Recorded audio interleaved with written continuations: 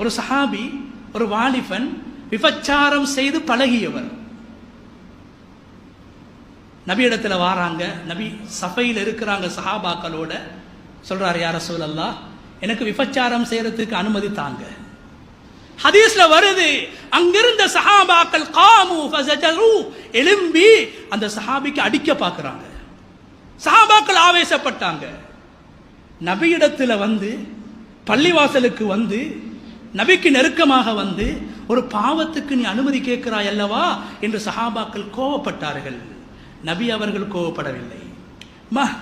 அவரை விட்டு விடுங்கள், உதுனு, எனக்கு பக்கத்தில் வந்து அமருங்கள் என்று விபச்சாரத்துக்கு அனுமதி கேட்டவரை ஸல்லல்லாஹு அலைஹி வஸல்லம் அவர்கள் பக்கத்திலே அமரச் செய்தார்கள். செய்துவிட்டு கேட்கிறார்கள், உனது தாயோடு யாராவது விபச்சாரம் செய்வதை நீ விரும்புவாயா? உனது பிள்ளையோடு விபச்சாரம் செய்வதை விரும்புவாயா? அந்த சஹாபி சொல்கிறார், யா ரசூலல்லாஹ், நான் அல்ல, உலகத்தில் யாருமே விரும்ப மாட்டார்கள்.